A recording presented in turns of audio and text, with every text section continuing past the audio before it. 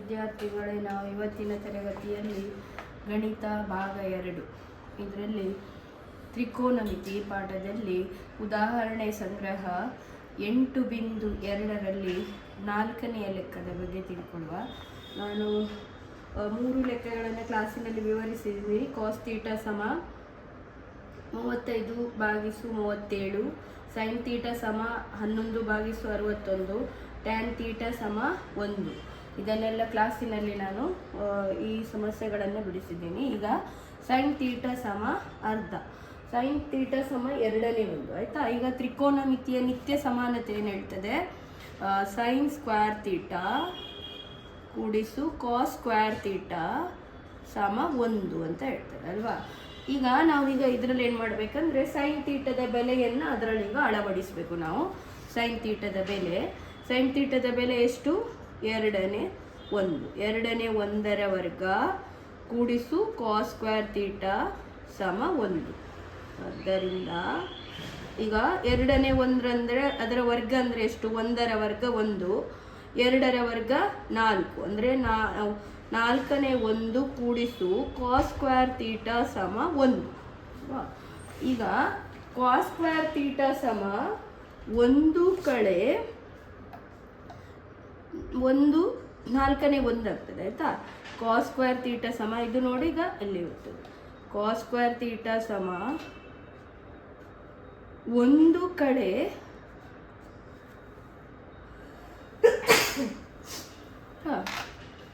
ಈಗ 1 ಕಳೆ ಈಗ ಇದರಲ್ಲಿ ಸಮಛೇದ ತಗೊಳ್ಬೇಕು.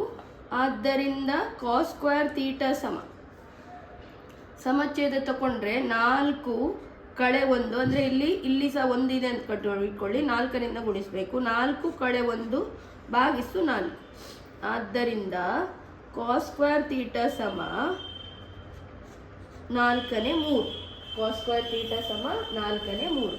ಈಗ ಇದನ್ನು ನಾವು ಏನು ಮಾಡಬೇಕಂದ್ರೆ ಇದರ ವರ್ಗ ಇದು ಮಾಡಬೇಕು. ಈಗ 3ರ ವರ್ಗದಲ್ಲಿ ವ್ಯಕ್ತಪಡಿಸುವುದಾದರೆ ವರ್ಗದಲ್ಲಿ ವರ್ಗ ಸಂಖ್ಯೆಯಲ್ಲಿ ಈಗ ವರ್ಗಮೂಲ 3ರ ವರ್ಗ ಅಂದರೆ 3 ಅಲ್ವಾ.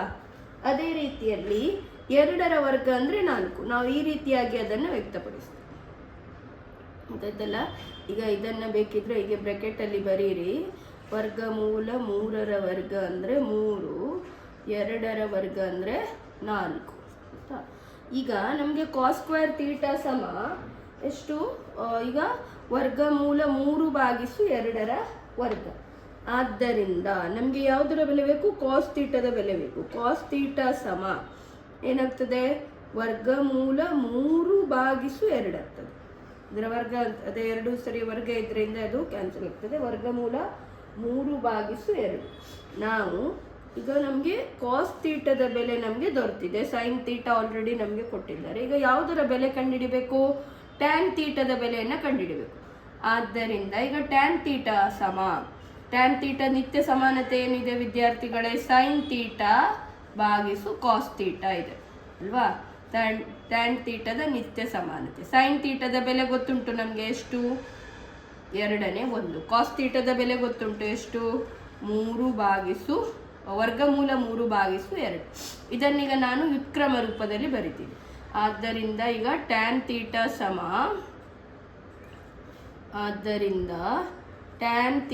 ಸಮ ಏನು ಮಾಡುವ? 2ನೇ 1 ಗುಣಿಸು 2 ಭಾಗಿಸು ವರ್ಗಮೂಲ 3. ಇದರ ವ್ಯುತ್ಕ್ರಮ ರೂಪದಲ್ಲಿ ಈಗ ಇದನ್ನು ಭಾಗಿಸಿಕೊಂಡಿದೆ ಅಲ್ಲ, ಭಾಗಿಸಿಕೊಂಡಿರುವುದಂದ್ರೆ ಅದರ ವ್ಯಸ್ತ ರೂಪದಲ್ಲಿ ಈಗ ಗುಣಾಕಾರ ಮಾಡಬೇಕು. ಹಾಗಾಗಿ ಈಗ 2 ಏನಾಯಿತು? ಕ್ಯಾನ್ಸಲ್ ಆಗ್ತದೆ. ಆದ್ದರಿಂದ ಟ್ಯಾನ್ ಥೀಟಾ ಸಮ 1 ವರ್ಗಮೂಲ 3. ನಾವು 2ರ ಬೆಲೆಯನ್ನು ಕಂಡುಹಿಡಿದೀವಿ. ಈಗ ಕಾಸ್ ಥೀಟಾ ಮತ್ತು ಟ್ಯಾನ್ ಥೀಟದ ಬೆಲೆಯನ್ನು ಇದನ್ನು ಸರಿಯಾಗಿ ನೋಟ್ಸಿನಲ್ಲಿ ಬರ್ಕೊಂಡು ಪ್ರಾಕ್ಟೀಸ್ ಮಾಡಬೇಕು ವಿದ್ಯಾರ್ಥಿಗಳೇ. ಈಗ ನೆಕ್ಸ್ಟಲ್ಲಿ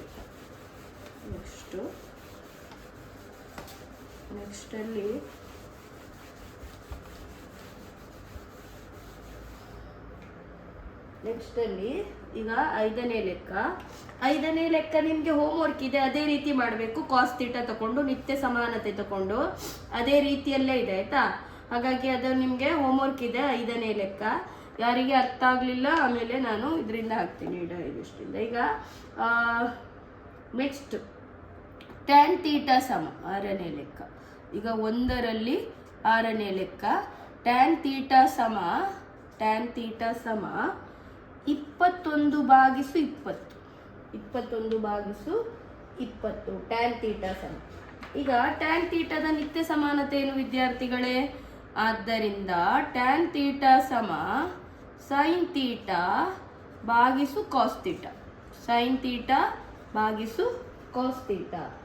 ಈಗ ಸೈನ್ ಥೀಟಾ ಭಾಗಿಸು ಕಾಸ್ ಥೀಟಾದಲ್ಲಿ ಈಗ ನಮಗೆ ಈಗ ಸೈನ್ ಥೀಟಾ ಭಾಗಿಸು ಕಾಸ್ ಥೀಟಾ ಟ್ಯಾನ್ ಥೀಟಾದ ಬೆಲೆ ಗೊತ್ತಿದೆ. ಅಂದರೆ 21/20 ಸಮ ಸೈನ್ ಥೀಟಾ ಭಾಗಿಸು ಕಾಸ್ ಥೀಟಾ ಅಲ್ವಾ. ಈಗ ನಾವು ಏನು ಮಾಡಬೇಕಂದ್ರೆ ಈಗ ಸೈನ್ ಥೀಟಾ ಸಮ ಏನಾಗ್ತದೆ? ಈಗ ಸೈನ್ ಥೀಟಾ ಸಮ ಇದರಿಂದ ಇದಕ್ಕೆ ಗುಣಿಸಲ್ಪಡ್ತದೆ ಅಲ್ವಾ, ಇದು ಭಿನ್ನರಾಶಿಗೆ. ಈಗ ನಾನು ಆದ್ದರಿಂದ ಸೈನ್ ಥೀಟಾ ಸಮ 21/20 ಗುಣಿಸು ಕಾಸ್ ಥೀಟಾ ಹೀಗೆ ಮಾಡಿ ಆಯ್ತಾ. ಈಗ ನಾವು ಇನ್ನೊಂದು ನಿತ್ಯ ಸಮಾನತೆಯನ್ನು ಉಪಯೋಗಿಸ್ಬೇಕು. ನಾವೀಗ ಉಪಯೋಗಿಸ್ಬೇಕು. ಯಾವ ನಿತ್ಯ ಸಮಾನತೆ? Sign square theta. ಆದ್ದರಿಂದ ಸೈನ್ ಸ್ಕ್ವೇರ್ ಥೀಟಾ ಕೂಡಿಸು ಕಾಸ್ ಸ್ಕ್ವೇರ್ ಥೀಟಾ ಸಮ 1. ಈಗ ಸೈನ್ ಥೀಟಾದ ಬೆಲೆ ಇದರಲ್ಲಿ ಹಾಕಬೇಕೀಗ. Sine theta sine square theta ಮತ್ತು ಅದರದ ಬೆಲೆಯನ್ನು ನಾವು ಅದರಲ್ಲಿ ಈಗ ಹಾಕಬೇಕು. ಆದ್ದರಿಂದ ಸೈನ್ ಸ್ಕ್ವೇರ್ ಥೀಟಾ ಅಂದರೆ ಎಷ್ಟು? ಸೈನ್ ಸ್ಕ್ವೇರ್ ಥೀಟಾ ಅಂದರೆ 21/20 ಗುಣಿಸು ಕಾಸ್ ಥೀಟಾ ಅಲ್ವಾ. ಈಗ ಕೂಡಿಸು ಮತ್ತೆ ಪುನಃ ಕೂಡಿಸು ಇದೆ, ಕೂಡಿಸು ಕಾಸ್ ಸ್ಕ್ವೇರ್ ಥೀಟಾ, ಗುಣಿಸು ಕಾಸ್ ಥೀಟಾದ ಇದು ಪೂರ್ಣ ವರ್ಗ ಇದೆ. ಆಮೇಲೆ ಮತ್ತೆ ಕಾಸ್ ಸ್ಕ್ವೇರ್ ಥೀಟಾ ಸಮ 1. ಈಗ ನಾವೀಗ 21/20 ವರ್ಗ ತೆಗಿಬೇಕು. ನೀವು ನಿಮಗೆ ಗೊತ್ತಾಗದಿದ್ರೆ ನೀವು ಗುಣಾಕಾರ ಮಾಡಿ ನೋಡಬೇಕು ವಿದ್ಯಾರ್ಥಿಗಳೇ. 21 ನಾನು ಎಲ್ಲರಿಗೂ ಹೇಳಿದ್ದೀನಿ ಕಲಿಬೇಕಂತ. ಆದರೆ 21ರ ವರ್ಗ ಎಷ್ಟು ಗೊತ್ತಾ? 441 ಆಯ್ತಾ. 21ಕ್ಕೆ 21ರಿಂದ ಗುಣಿಸಿದ್ರೆ ಈಗ 20ರ ವರ್ಗ 400. ಈಗ ಕಾಸ್ ಥೀಟಾದ ವರ್ಗ ಎಷ್ಟು? ಕಾಸ್ ಸ್ಕ್ವೇರ್ ಥೀಟಾ ಕೂಡಿಸು ಕಾಸ್ ಸ್ಕ್ವೇರ್ ಥೀಟಾ ಸಮ 1. ಕೂಡಿಸು ಕಾಸ್ ಸ್ಕ್ವೇರ್ ಥೀಟಾ ಸಮ 1. ಈಗ ಏನು ಮಾಡಬೇಕಂದ್ರೆ ಈಗ ಇದರಲ್ಲಿ ನೋಡಿ, ಈಗ 400 ಇದು ಸಮಛೇದ ಇದೆ. ನಾನೀಗ ಹೀಗೆ ಮಾಡ್ತೀನಿ, 441 ಕಾಸ್ ಸ್ಕ್ವೇರ್ ಥೀಟಾ ಕೂಡಿಸು ಕಾಸ್ ಸ್ಕ್ವೇರ್ ಥೀಟಾ ಭಾಗಿಸು 400 ಸಮ 1 ಆಯ್ತಾ. ಅಂದರೆ 400 ಕಾಸ್ ಸ್ಕ್ವೇರ್ ಥೀಟಾ. ಈಗ ಇದನ್ನು ಸಮಛೇದದಲ್ಲಿ ಗುಣಿಸುವ. ಇದರಲ್ಲಿ ಆಲ್ರೆಡಿ 400 ಸಮಛೇದ ಇದೆ. ಇದಕ್ಕೆ ಆದರೆ 400ರಿಂದ ಗುಣಿಸಬೇಕು. ಅಂದರೆ 441 ಕಾಸ್ ಸ್ಕ್ವೇರ್ ಥೀಟಾ ಇದು ಇದಕ್ಕೆ ಗುಣಿಸಲ್ಪಡ್ತದೆ. ಈಗ 400 ಕಾಸ್ ಸ್ಕ್ವೇರ್ ಥೀಟಾ ಹೀಗೆ ಗುಣಿಸಲ್ಪಡ್ತದೆ. 400 ಕಾಸ್ ಸ್ಕ್ವೇರ್ ಥೀಟಾ ಭಾಗಿಸು 400 ಸಮ 1. ಆದ್ದರಿಂದ 841 ಕಾಸ್ ಸ್ಕ್ವೇರ್ ಥೀಟಾ ಭಾಗಿಸು 400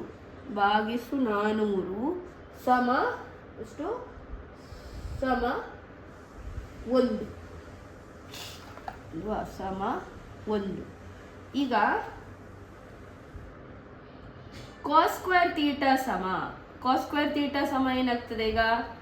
ಆದ್ದರಿಂದ ನಮಗೆ ಕಾಸ್ ಸ್ಕ್ವೇರ್ ಥೀಟಾದ ಬೆಲೆ ಬೇಕು. ಕಾಸ್ ಸ್ಕ್ವೇರ್ ಥೀಟಾ ಸಮ ಏನಾಗ್ತದೆ ಅಂದರೆ ಈಗ 400 ಭಾಗಿಸು 841 ಗುಣಿಸು 1. ಈಗ ಕಾಸ್ ಥೀಟಾದ ಬೆಲೆ ಬೇಕು ನಮಗೆ. ಕಾಸ್ ಸ್ಕ್ವೇರ್ ಥೀಟಾ ದೊರೆತಿದೆ. ಈಗ ಕಾಸ್ ಥೀಟಾದ ಬೆಲೆ ಬೇಕು.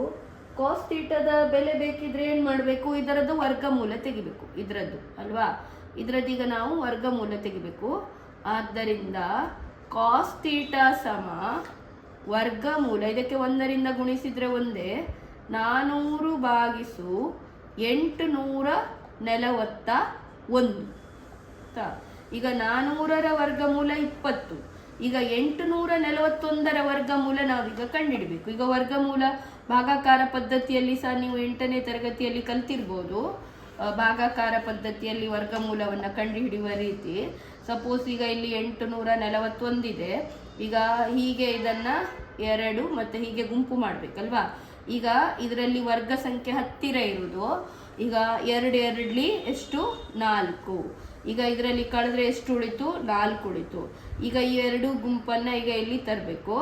ಈಗ ಈ 2ಕ್ಕೆ 2ರಿಂದ ಕೂಡಿಸಬೇಕು. ಈಗ ಇಲ್ಲಿ ಎಷ್ಟಾಯಿತು, 4 ಆಯಿತು. ಈಗ 4ಕ್ಕೆ ಈಗ ನಾವು ಎಷ್ಟರಿಂದ ಗುಣಿಸಿದರೆ, ಈಗ ಇಲ್ಲಿ ಇದಕ್ಕೆ 441 ಬರ್ತದೆ ಅಂತ ನೋಡಬೇಕು. ವರ್ಗ ಸಂಖ್ಯೆ ಕೊನೆಯಲ್ಲಿ 1 ಇರಬೇಕು. ವರ್ಗ ಸಂಖ್ಯೆ ಕೊನೆಯಲ್ಲಿ 1 ಇರುವುದಂದರೆ ಫಸ್ಟಿಗೆ 9 ಇದೆ ವಿದ್ಯಾರ್ಥಿಗಳೇ. ಈಗ 9ಅನ್ನು ನೋಡುವ. 9 9ಲಿ ಎಷ್ಟು, 81. 9 4ಲಿ ಎಷ್ಟು, 9 4ಲಿ 36. 36 8 44. ಹಾಗಾಗಿ ಈಗ ಇದರ ವರ್ಗಮೂಲ ಪದ್ಧತಿಯಿಂದ ಇದರ ಭಾಗಾಕಾರವನ್ನು ಕಂಡುಹಿಡಿದಿದ್ದೀವಿ. ಇದಕ್ಕೂ ಸಹ ನಾವು ಹೀಗೆ ಗುಣಿಸಬೇಕು. ನಮಗೆ ಕೇವಲ 841ರ ವರ್ಗಮೂಲ ಬೇಕಿತ್ತು ಅಷ್ಟೇ.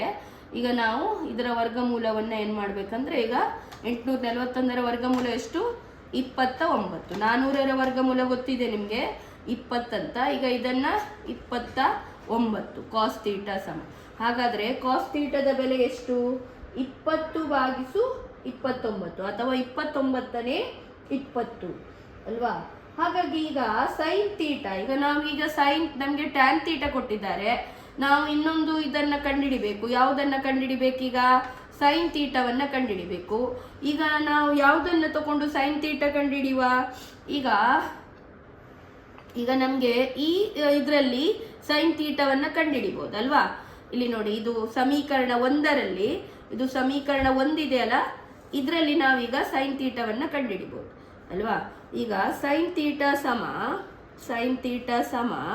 21/20 ಗುಣಿಸು ಕಾಸ್ ಥೀಟಾ. ನಮಗೀಗ ಕಾಸ್ ಥೀಟಾದ ಬೆಲೆ ಗೊತ್ತಿದೆ. ಈಗ 1ರಿಂದ ಅಂತ ಹಾಕ್ತೀನಿ ನಾನಿಲ್ಲಿ. ಕಾಸ್ ಥೀಟಾದ ಬೆಲೆ ಗೊತ್ತಿದೆ. ಕಾಸ್ ಥೀಟಾದ ಬೆಲೆಯನ್ನು ಈಗ ಇಲ್ಲಿ ಅಳವಡಿಸಬೇಕು ವಿದ್ಯಾರ್ಥಿಗಳೇ. 21/20 ಗುಣಿಸು 20/29 ಆಯ್ತಾ. ಅಂದರೆ 20/29. ಈಗ 20 ಕ್ಯಾನ್ಸಲ್ ಆಗಿದೆ. ಆದ್ದರಿಂದ ಸೈನ್ ಥೀಟಾ ಸಮ 21/29. ಆದ್ದರಿಂದ ಸೈನ್ ಥೀಟಾ ಸಮ 21/29. ಈಗ ನಮಗೆ 2ರ ಬೆಲೆ ಸಹ ನಾವೀಗ ಕಂಡುಹಿಡಿದಿದ್ದೀವಿ. ಕಾಸ್ ಥೀಟಾದ ಬೆಲೆಯನ್ನು ಸಹ ಕಂಡುಹಿಡಿದಿದ್ದೀವಿ, ಸೈನ್ ಥೀಟಾದ ಬೆಲೆಯನ್ನು ಸಹ ಕಂಡುಹಿಡಿದಿದ್ದೀವಿ. ಈಗ ಇನ್ನೊಂದು ಕೋಷ್ಟಕದಲ್ಲಿ 8/15 ಇದೆ. ಇದು ಸಹ ನಿಮಗೆ ಹೋಮ್ವರ್ಕ್ ಇದೆ. ನಾನೀಗ ಕೇವಲ ನಿಮಗೆ ಇದು ಹೋಮ್ವರ್ಕ್ ಇದೆ ವಿದ್ಯಾರ್ಥಿಗಳೇ. ನೋಡಿ, ಈ ಲೆಕ್ಕ ಒಂದು ಹೋಮ್ವರ್ಕ್ ಇದೆ. ಇದು ಹೋಮ್ವರ್ಕಿಗೆ ಕೊಟ್ಟಿದ್ದೀನಿ. ಆಮೇಲೆ ಇದು ಸಹ ಹೋಮ್ವರ್ಕ್ ಇದೆ ನಿಮಗೆ. 8/15, 3/5 ಸಹ ಹೋಮ್ವರ್ಕ್ ಇದೆ. ಈಗ ಕೇವಲ 1/2 ವರ್ಗಮೂಲ 2 ಅದರದ್ದೊಂದನ್ನು ನಾನೀಗ ಮಾಡ್ತೀನಿ. ನೀವು ಹೋಮ್ವರ್ಕ್ ನೀವಾಗೆ ಮಾಡಿದರೆ ಪ್ರಾಕ್ಟೀಸ್ ಮಾಡಬೇಕು ಎಲ್ಲ ವಿದ್ಯಾರ್ಥಿಗಳು. ಅಂದರೆ ತಾನೇ ನಿಮಗೆ ಕರೆಕ್ಟಾಗಿ ಆಗ್ತದೆ. ಚೆನ್ನಾಗಿ ತ್ರಿಕೋನಮಿತಿಯ ಸೂತ್ರವನ್ನು ಕಲಿತು ಚೆನ್ನಾಗಿ ಪ್ರಾಕ್ಟೀಸ್ ಮಾಡಿ ಸರಿಯಾಗಿ. ಆಗ ನಿಮಗೆ ಸರಿಯಾಗಿ ಎಲ್ಲ ಲೆಕ್ಕಗಳು ಮಾಡಲಿಕ್ಕೆ ಬರ್ತದೆ ಆಯಿತಾ. ಸೂತ್ರ ಕಲಿಬೇಕು. ಸೂತ್ರ ನಿತ್ಯ ಸಮಾನತೆಯ ಇದೆಯಲ್ಲ, ನಿತ್ಯ ಸಮಾನತೆ ತ್ರಿಕೋನಮಿತಿಯದು, ಅದು ಚೆನ್ನಾಗಿ ನಿಮಗೆ ಗೊತ್ತಿರಬೇಕು. ನೆಕ್ಸ್ಟ್ ಈಗ ನಾನು ಕೊನೆಯದೊಂದು ಲೆಕ್ಕವನ್ನು ಮಾಡ್ತೀನಿ. 1ರಲ್ಲಿ ಈಗ ಕೊನೆಯದ ಒಂದು ಲೆಕ್ಕ ಇದೆ. ಅದು ಯಾವುದರ ಬೆಲೆ ಕೊಟ್ಟಿದ್ದಾರೆ, ಅಲ್ಲಿ ಟ್ಯಾನ್ ಥೀಟಾದ ಬೆಲೆ ಕೊಟ್ಟಿದ್ದಾರೆ. ಟ್ಯಾನ್ ಥೀಟಾ ಸಮ 1/2 ವರ್ಗಮೂಲ 2 ಅಂತ ಕೊಟ್ಟಿದ್ದಾರೆ. 1/2 ವರ್ಗಮೂಲ 2. ಈಗ ಇದರ ಬಗ್ಗೆ ನಾವೀಗ ತಿಳ್ಕೊಳ್ಳುವ. ಈಗ ಟ್ಯಾನ್ ಥೀಟಾದ ನಿತ್ಯ ಸಮಾನತೆ ನಿಮಗೆ ಗೊತ್ತಿದೆ ವಿದ್ಯಾರ್ಥಿಗಳೇ. ಟ್ಯಾನ್ ಥೀಟಾದ ನಿತ್ಯ ಸಮಾನತೆ ಏನು? ಟ್ಯಾನ್ ಥೀಟಾ, ಈಗ ಟ್ಯಾನ್ ಥೀಟಾ ಸಮ ಏನು? ಸೈನ್ ಥೀಟಾ ಭಾಗಿಸು ಕಾಸ್ ಥೀಟಾ ಅಲ್ವಾ? ಸೈನ್ ಥೀಟಾ ಭಾಗಿಸು ಕಾಸ್ ಥೀಟಾ. ಆದರೆ ನಮಗೆ ಟ್ಯಾನ್ ಥೀಟಾ ಅಂದರೆ ಈಗ ನಮಗೆ ಇಲ್ಲಿ ಕೊಟ್ಟಿದ್ದಾರೆ, ಹಾಗಾಗಿ ಟ್ಯಾನ್ ಆದ್ದರಿಂದ 2 ವರ್ಗಮೂಲ 2 ಸಮ ಸೈನ್ ಥೀಟಾ ಭಾಗಿಸು ಕಾಸ್ ಥೀಟಾ. ಸೈನ್ ಥೀಟಾ ಭಾಗಿಸು ಕಾಸ್ ಥೀಟಾ ಆಯ್ತಾ? ಈಗ ಸೈನ್ ಥೀಟಾ ಸಮ ಆದ್ದರಿಂದ ಸೈನ್ ಥೀಟಾ ಸಮ ನಮಗೆ ಸೈನ್ ಥೀಟಾದ ಬೆಲೆ ಬೇಕಿದ್ರೆ ಏನಾಗ್ತದೆ ವಿದ್ಯಾರ್ಥಿಗಳೇ? 1 ಭಾಗಿಸು 2 ವರ್ಗಮೂಲ 2 ಇಂಟು ಕಾಸ್ ಥೀಟಾ ಆಗ್ತದೆ ಅಲ್ವಾ? 1 ಭಾಗಿಸು 2 ವರ್ಗಮೂಲ 2 ಇಂಟು ಕಾಸ್ ಥೀಟಾ. ಇದು ಸೈನ್ ಥೀಟಾದ ಬೆಲೆ ಆಯಿತು. ಇದನ್ನು ನಾವು 1 ಅಂತ ಇದು ಮಾಡುವ. ಈಗ ಈಗ ಇನ್ನೊಂದು ನಮಗೆ ನಿತ್ಯ ಸಮಾನತೆ ಗೊತ್ತಿದೆ ಸೈನ್ ಥೀಟಾ ಮತ್ತು ಕಾಸ್ ಥೀಟದ್ದು. ಏನದು? ಸೈನ್ ಸ್ಕ್ವೇರ್ ಥೀಟಾ ಕೂಡಿಸು ಕಾಸ್ ಸ್ಕ್ವೇರ್ ಥೀಟಾ ಸಮ 1. ಸೈನ್ ಸ್ಕ್ವೇರ್ ಥೀಟಾ ಕೂಡಿಸು ಕಾಸ್ ಸ್ಕ್ವೇರ್ ಥೀಟಾ ಸಮ 1. ಈಗ ನಾವು ಇಲ್ಲಿ ಸೈನ್ ಥೀಟಾದ ಬೆಲೆಯನ್ನು ಅಳವಡಿಸಬೇಕು. ಈಗ ಸೈನ್ ಥೀಟಾದ ಬೆಲೆ ಎಷ್ಟು? 1 ಭಾಗಿಸು 2 ವರ್ಗಮೂಲ 2 ಗುಣಿಸು ಕಾಸ್ ಥೀಟಾದ ಪೂರ್ಣ ವರ್ಗ. ಯಾಕಂದರೆ ಇಲ್ಲಿ ಸೈನ್ ಸ್ಕ್ವೇರ್ ಥೀಟಾ ಇದೆ, ಹಾಗಾಗಿ ನಾವಿಲ್ಲಿ ವರ್ಗ ಹಾಕಬೇಕು. ಕೂಡಿಸು ಕಾಸ್ ಸ್ಕ್ವೇರ್ ಥೀಟಾ ಸಮ 1. ಈಗ ಇದರದ್ದು ನಾವು ವರ್ಗ ಮಾಡಬೇಕು. ಇದರದ್ದು ವರ್ಗ ಮಾಡಬೇಕಿದ್ರೆ ವಿದ್ಯಾರ್ಥಿಗಳೇ ನಾವೀಗ ಏನು ಮಾಡುವ ಅಂದರೆ ನೋಡಿ, ಈಗ ನಾನು ನಿಮಗೆ ಸಿಂಪಲ್ ಆಗಿ ರಫಲ್ಲಿ ತೋರಿಸ್ತೀನಿ ಹೇಗೆ ವರ್ಗ ಮಾಡೋದಂತ. ಈಗ 1 ಭಾಗಿಸು 2 ವರ್ಗಮೂಲ 2 ಅಂದರೆ ಹೀಗೆ ಗುಣಿಸಬೇಕು, ಇದರ ವರ್ಗ ಆಯ್ತಲ್ವಾ? ಈಗ ಇದರಲ್ಲಿ ಏನಾಗ್ತದೆ ಅಂದರೆ 1 ಭಾಗಿಸು 2 ಗುಣಿಸು 2 ಗುಣಿಸು ವರ್ಗಮೂಲ 2 ಗುಣಿಸು 2 ಹೀಗೆ ಆಗ್ತದಲ್ವಾ? ಇದರ ವರ್ಗ ಅಂದರೆ ಈಗ ಎಷ್ಟಾಯ್ತು? ಈಗ 2 ಗುಣಿಸು 2 4 ಆಯಿತು. ಈಗ ವರ್ಗಮೂಲ 2 ಗುಣಿಸು 2 ಅಂದರೆ 2 ಆಯಿತು. ಅಂದರೆ ಇದರ ಸಂಕ್ಷಿಪ್ತ ರೂಪ ಎಷ್ಟಾಯ್ತು? ಈಗ 8ನೇ 1 ಆಯಿತು. 8ನೇ 1 ಇದರ ಸಂಕ್ಷಿಪ್ತ ರೂಪ 8ನೇ 1. ಹಾಗಾಗಿ ನಾನೀಗ ಇಲ್ಲಿ ಬರಿತೀನಿ. ಏನು ಬರಿತೀನಿ ಅಂದರೆ ಈಗ 8ನೇ ಕಾಸ್ ಸ್ಕ್ವೇರ್ ಥೀಟಾ ಭಾಗಿಸು 8 ಅಂತ ಬರಿತೀನಿ. ಕಾಸ್ ಥೀಟಾದ ವರ್ಗ ಅಂದರೆ cos theta into cos theta cos square theta. ಇದರ ಸಂಕ್ಷಿಪ್ತ ರೂಪ ನಾನು ನಿಮಗೆ ಇಲ್ಲಿ ಈಗ ತಿಳಿಸಿದ್ದೀನಿ ಆಯ್ತಾ? ಈಗ ಇಲ್ಲಿ ಇದರದ್ದು ವರ್ಗ ಅಂದರೆ ಕಾಸ್ ಸ್ಕ್ವೇರ್ ಥೀಟಾ ಭಾಗಿಸು 8 ಕೂಡಿಸು ಕಾಸ್ ಸ್ಕ್ವೇರ್ ಥೀಟಾ ಸಮ 1. ಕಾಸ್ ಸ್ಕ್ವೇರ್ ಥೀಟಾ ಸಮ 1. ಈಗ ನಾವೀಗ ಸಮಛೇದ ತೆಗಿಬೇಕು. ಈಗ ಇದರಲ್ಲಿ LCM ಅಲ್ಲಿ ನೋಡಿ ಏನು ಮಾಡಬೇಕಂದ್ರೆ ಈಗ ಕಾಸ್ ಸ್ಕ್ವೇರ್ ಥೀಟಾ ಇದು ಇಲ್ಲಿ ನೋಡಿ, ಇಲ್ಲಿ ಛೇದದಲ್ಲಿ 8 ಇದೆ. ನಾವೀಗ ಇದಕ್ಕೆ ಇದರಿಂದ ಗುಣಿಸಬೇಕು. ಆದ್ದರಿಂದ ಕಾಸ್ ಸ್ಕ್ವೇರ್ ಥೀಟಾ ಕೂಡಿಸು 8 ಕಾಸ್ ಸ್ಕ್ವೇರ್ ಥೀಟಾ ಸಮ ಎಷ್ಟು? 8 ಗುಣಿಸು 1 ಅಂದರೆ ಎಷ್ಟಾಗ್ತದೆ? ಈಗ 8 ಕಾಸ್ ಸ್ಕ್ವೇರ್ ಥೀಟಾ ಸಮ 1 ಅಲ್ವಾ? ಈಗ ಇದನ್ನು ನಾವೀಗ 8 ಅಂತ ಮಾಡುವ. ಇಲ್ಲಿ ಗೊತ್ತಾಯ್ತಲ್ಲ? ಅಷ್ಟು ಈಗ ಆಗಿದೆ. ಆದ್ದರಿಂದ ಏನು ಮಾಡುವ? ಈಗ ಒಂದು ಇಲ್ಲಿ ಕಾಸ್ ಸ್ಕ್ವೇರ್ ಥೀಟಾ ಅಂದರೆ 1 ಕಾಸ್ ಸ್ಕ್ವೇರ್ ಥೀಟಾ ಇದೆ ವಿದ್ಯಾರ್ಥಿಗಳೇ. 1 ಕಾಸ್ ಸ್ಕ್ವೇರ್ ಥೀಟಾ ಕೂಡಿಸು 8 ಕಾಸ್ ಸ್ಕ್ವೇರ್ ಥೀಟಾ ಅಂದರೆ ಎಷ್ಟಾಗ್ತದೆ? 9 ಕಾಸ್ ಸ್ಕ್ವೇರ್ ಥೀಟಾ ಭಾಗಿಸು 8 ಸಮ 1. ಈಗ ನಮಗೀಗ ಯಾವುದರ ಬೆಲೆ ಬೇಕು? ಕಾಸ್ ಸ್ಕ್ವೇರ್ ಥೀಟಾದ ಬೆಲೆ ಬೇಕು. ಹಾಗಾಗಿ ಕಾಸ್ ಸ್ಕ್ವೇರ್ ಥೀಟಾದ ಬೆಲೆ ಬೇಕಿದ್ರೆ ನಾವು ಏನು ಮಾಡಬೇಕಂದ್ರೆ ನಾವೀಗ ಇದರ ವ್ಯುತ್ಕ್ರಮದಿಂದ 1ಕ್ಕೆ ಗುಣಿಸ್ಬೇಕು ಅಲ್ವಾ? ಈಗ ಆದ್ದರಿಂದ ಕಾಸ್ ಸ್ಕ್ವೇರ್ ಥೀಟಾ ಸಮ 1 ಗುಣಿಸು 8 ಭಾಗಿಸು 9. 1 ಗುಣಿಸು 8 ಭಾಗಿಸು 9. ನೀವು ಇದನ್ನ ಹೀಗೆ ಸಹ ಮಾಡ್ಬೋದು, ಅಲ್ಲದಿದ್ರೆ ಈ ರೀತಿ ಸಹ ಮಾಡ್ಬೋದು. ನಾನು ಇದೇ ರೀತಿಯಲ್ಲಿ ಈಗ ಮಾಡಿದ್ದೀನಿ. ಆದ್ದರಿಂದ ಕಾಸ್ ಸ್ಕ್ವೇರ್ ಥೀಟಾ ಸಮ ಆದ್ದರಿಂದ ಕಾಸ್ ಸ್ಕ್ವೇರ್ ಥೀಟಾ ಸಮ 8 ಭಾಗಿಸು 9. ಈಗ ನಮ್ಗೆ ಏನು ಬೇಕಂದ್ರೆ ಈಗ ಕಾಸ್ ಥೀಟಾದ ಬೆಲೆ ಬೇಕು. ಕಾಸ್ ಥೀಟಾದ ಬೆಲೆ ಅಂದರೆ ಈಗ ನಮಗೆ ಇಲ್ಲಿ ನೋಡಿ, ಈಗ ಕಾಸ್ ಥೀಟಾ ಅಂದರೆ ಏನಾಗ್ತದೆ ವಿದ್ಯಾರ್ಥಿಗಳೇ? ಈಗ ಇದರ ವರ್ಗಮೂಲ ಆಗ್ತದೆ ಅಲ್ವಾ? 8 ಭಾಗಿಸು 9ರ ವರ್ಗಮೂಲ. 8/9 ವರ್ಗಮೂಲ ಅಂದರೆ ನಾನೀಗ ಇದನ್ನು ಸಪೋಸ್ ನಾನೀಗ ನಿಮಗೆ ರಫಲ್ಲಿ ತೋರಿಸ್ತೀನಿ. ವರ್ಗಮೂಲ 8 ಅಂದರೆ ಹೇಗೆ ಬರಿತೀನಿ ಅಂದರೆ ವರ್ಗಮೂಲ 4 × 2 ಅಲ್ವಾ. ಈಗ ವರ್ಗಮೂಲ 9 ಅಂದರೆ ಹೇಗೆ ಬರಿತೀನಿ ಅಂದರೆ ವರ್ಗಮೂಲ 9ರದ್ದು ನಿಮಗೆ ಗೊತ್ತಿದೆ 3 ಇದೆ ಅಲ್ವಾ. ಈಗ ಇದರಲ್ಲಿ ವರ್ಗಮೂಲ 4ರದ್ದು ಬೆಲೆ ಎಷ್ಟು? 2. ಈಗ 2ಕ್ಕೆ ವರ್ಗಮೂಲ ಇಲ್ಲ, ಹಾಗಾಗಿ ಇದನ್ನು ವರ್ಗಮೂಲದಲ್ಲಿಯೇ ಬರಿಬೇಕು ಆಯಿತಾ. 2 ವರ್ಗಮೂಲ 2 ಭಾಗಿಸು 3 ಆಗ್ತದೆ. 2 ವರ್ಗಮೂಲ 2 ಭಾಗಿಸು 3. ಈಗ ಕಾಸ್ ಥೀಟಾದ ಬೆಲೆ ಎಷ್ಟು? ಆದ್ದರಿಂದ ಕಾಸ್ ಥೀಟಾ ಸಮ 2 ವರ್ಗಮೂಲ 2 ಭಾಗಿಸು 3. 2 ವರ್ಗಮೂಲ 2 ಭಾಗಿಸು 3. ನಮಗೀಗ ಟ್ಯಾನ್ ಥೀಟಾ ಕಂಡುಹಿಡಿದಿದ್ದೀವಿ, ಈಗ ಕಾಸ್ ಥೀಟಾ ಕಂಡುಹಿಡಿದಿದ್ದೀವಿ. ಇನ್ನೇನನ್ನು ಕಂಡುಹಿಡಿಬೇಕು ನಾವು? ಸಮೀಕರಣ 1ರಿಂದ ನಾವೀಗ ಸೈನ್ ಥೀಟಾವನ್ನು ಕಂಡುಹಿಡಿಬೇಕು. ಇಲ್ಲಿ ಸೈನ್ ಥೀಟಾದ ಬೆಲೆಯನ್ನೀಗ ನಾವಿಲ್ಲಿ ಅಳವಡಿಸಬೇಕು. ಆದ್ದರಿಂದ ಈಗ ಸೈನ್ ಥೀಟಾ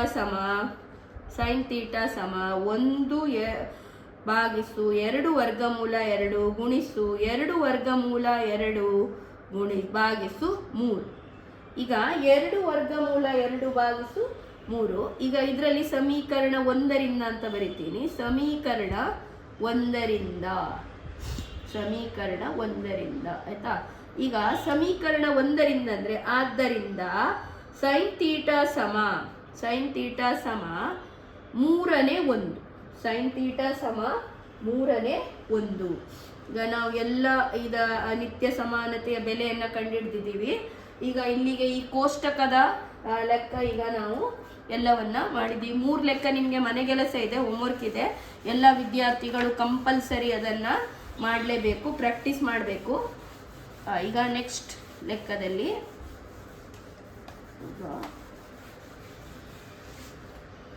ಮುಂದಿನ ಲೆಕ್ಕ ಬೆಲೆ ಕಂಡು ಹಿಡಿಯಿರಿ. ಇದನ್ನು ಮತ್ತೊಂದು ವಿಡಿಯೋದಲ್ಲಿ ನಾನು ನಿಮಗೆ ವಿವರಿಸ್ತೇನೆ.